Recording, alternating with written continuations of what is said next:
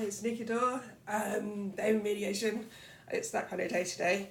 I wanted to talk about soul age. How old is your soul? Now, this is kind of something that slightly bugs me, so it might turn up to be a little bit of a rant. Now, your soul age. So people ask about, am I an old soul? Now, firstly, it's pointless. Knowing how old your soul is really doesn't mean anything. Because, and I'm going to tell you why in a minute, because at the moment it's being used as I suspect when people say, I want to be an old soul, how do I know how old my soul is? They want to go, look at me, I'm an old soul, I'm more spiritual than you. It's another label, it's another thing that makes someone feel a little bit more special than somebody else.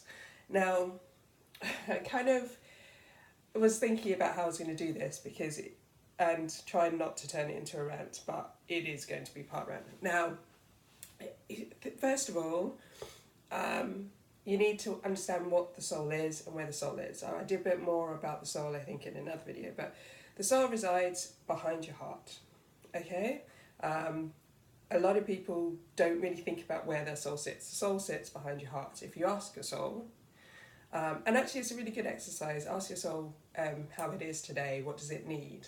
And you'll feel it. The heart, center heart chakra is the voice of your soul. Doesn't mean that everything else isn't connected to your soul. It's a bit like a blueprint. It's the center to that. A blueprint of creating you and creating those experiences. Now, a reason why I say this is you can ask your soul how old it is. You probably won't get a sensible answer. But because it really, in its development, it doesn't matter. Now, I like to think of it as a book. I'm going to use a book analogy. So, a book has how many pages? And those pages are divided up into chapters. Chapters can vary in size. Okay? Each soul, say your soul is a book and you've got all these chapters. Each page is a life that you've had. Each chapter is a soul phase. Now, when I'm talking about soul phases, what I'm talking about is we go through cycles in our soul of things that we have to learn, that we have to experience. So it can be actually you're in a learning to relate phase or a relationship phase. It can be that you have to learn to be independent phase. It may be that you have to, there's so many different roles that you have to learn. And probably the best analogy to think about what the soul is here on earth to do is if you've got an iPhone, you will have at some point, if you've got the fingerprint one, you would have at some point had to, and probably on others like Samsung and stuff, to start your fingerprint off, you have to kind of do your fingerprint on there so it recognises it. So you do various kind of press your thumb against it or your fingers and you press it around and then it'll say, okay, well, I need this side and I need this side more because you need to see the whole coverage of it and then it'll go, oh, got it. Okay, it's the same with sometimes it will ask you to calibrate for the maps. It will go, okay, calibrate, and you have to kind of rotate the phone round so that it kind of goes around that circle. Once it's completed, it's got. That's kind of how I feel that the soul works. Soul here is to experience a certain amount of, certain things. It's here to experience the whole breadth of the human experience, right? Now, each phase is a smaller subset. So it's like going into a class and going, today class, we are going to learn about how the human body works. We are going to learn how to look after our bodies. How does it work? What do we do? What do we look after it? That would be a soul phase. And so the soul will keep incarnating during that phase with the kind of aim to understand that, and it will go through lots of different variations, and then all of a sudden it will get to the end, it will go, okay, understand, I had all the different experiences, so yeah, we've done that experience now, let's go on to the next thing that you have to learn. Okay, and yeah, some things will be combined. So it's not a, oh, this is just one phase is just about this. There'll be multiple different things that you need to learn, but there'll be one big theme that you have to learn. And that will be that's a soul phase, and that's a chapter. So it's a collection of pages, i.e. lives, in a phase, and then you move on. Well, okay, it's like having an exam. Oh, I've done all of that. Now, also remember that the soul wants both, the whole idea that we're going to be good in all incarnations. The soul isn't so interested in what's good or what's bad, it's interested in the experience. So, there are lives where we're going to be victims. There's lives where if we're going to be victims, we then have to be the perpetrator and experience those. So it's the whole, seeing the whole experience rather than just seeing it from one side. Your soul wants all of those. So you might have that dynamic in the soul phase, learning to be either or, and then having that experience. Okay, sorry, it's a long-winded video, but it's kind of hard to do a snapshot of what the soul wants. So that is the soul phase, and we have multiple different soul phases, as we go through, to make up this book, which is our soul's life and evolution, before it goes back to its higher self, and it's all of that information is then absorbed. Okay, so I'm trying to think how to explain this in kind of keeping with the book analogy. Okay, so now if I said that I was on page 54 of this book, now would you think that that is mature, it's near the end, or is it near the beginning?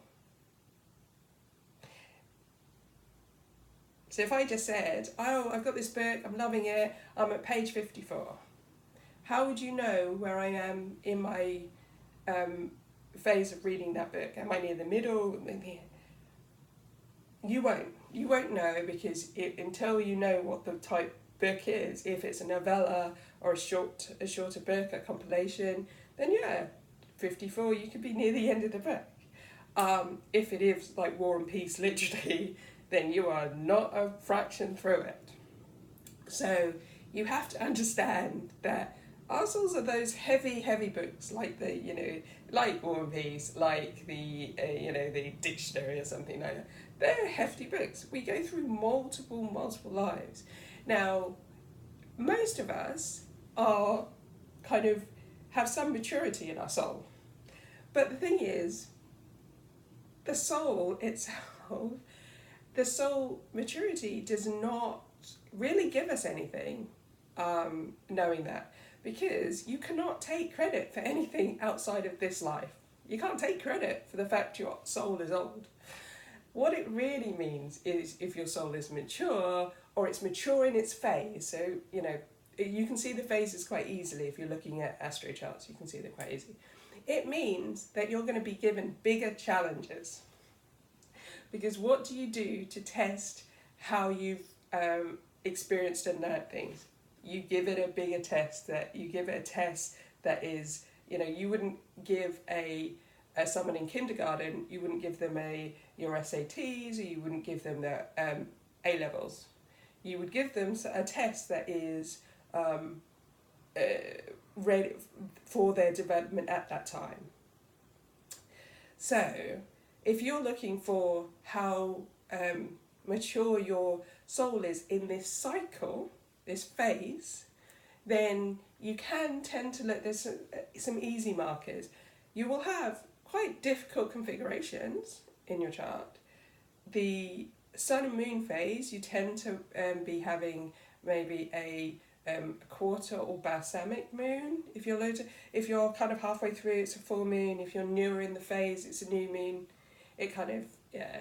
So if you were talking about your soul having to learn about relationships, you would then, and you were starting in that phase, then yes, you'll be a new moon. A new moon is relationships. So I want someone who's like me, and it's kind of a little bit more simple in that way. Now, obviously, your other configurations, this is a very simplified version of this. And then if you have, quarters, those ones tend to be a little bit more testing. Now, if you come to the balsamic, you kind of know you're at the last quarter to balsamic, is where you know that you're in the last phase. And the reason is because especially you get tested a lot last quarter, and balsamic, when it comes to people who pop in and out of your life, you tend to be tying up a lot of loose ends, karmic loose ends and lots. So you do, balsamics tend to not always have, to have some difficult relationships in their life, not just romantic, people coming in and people leaving, and tying up loose ends, ready for the next phase. So you can kind of see that a little bit more. Now, if you're talking about the soul as a age, the one way that I've seen that you could possibly get closer to it, other than talking directly and feeling your soul. So if I would connect directly and ask it. But it's, you kind of, your soul will tell you what you need to know. Like, how old are you? Be expected for the answer. The answer might not be what you expect. So if you want to see a little bit more about your the evolution of your soul, look at your draconic. Your draconic is your soul. Draconic chart is your soul. This is your physical, your tropical, or if you use sidereal, is your experience, your physical experience. So those have to be blended together. So really it's about making sure that these desires, your soul, get met through this, the kind of filter of your physical. So it doesn't mean you need to leave it behind. You've got some skills, you've got to, because this is more your physical experience, this is your soul. And so it will be like, okay, well I want to have this, but these are some of your restrictions or things you have to hit on, or some of the kind of gifts and abilities you can do to meet these needs of the soul. So you can see if you've got a vastly different, if you've got a difficult configuration in your natal chart anyway, and then you can see that it's wildly different from your draconic in the matching up of planetary energies and signs and things like that. You can tend to say that you are kind of going to, at least, because that's a challenging thing to actually be able to match up. So you can kind of say, well, I'm not a newborn. I've got some maturity in my soul. Newborns will, born souls will tend to have it a little bit easier, but not just easier in the fact that they are going to have a kind of a nice natal chart, but they also going to have, I hesitate using the word nice nature, they're also going to have a draconic that matches up quite closely because it's easier, but also you could say it's a new phase for them as well. So I'd be really careful about looking at kind of new souls in that way, and I also very cautious about thinking about what your soul is, your soul age. I know I've got one more incarnation. I've got one more incarnation, then I'm done. Now, how does that help me? It doesn't, because in this life that's irrelevant.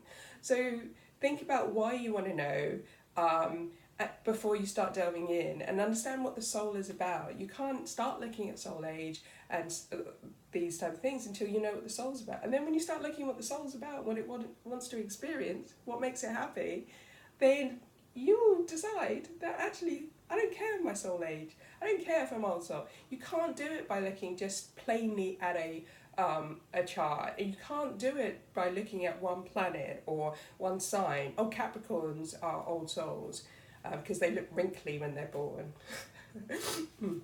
They look old when they're born. They're lovely babies, but so you can't tell. And that's really what I wanted to say here. Think about what the soul does. Think about the service it performs, and then you'll understand a little bit more why soul age isn't really important at all. Anyway, if you want to know more about souls, I know this is a very quick video and I've had to run through it, let me know, and I'm quite happy to talk more about souls and what they do.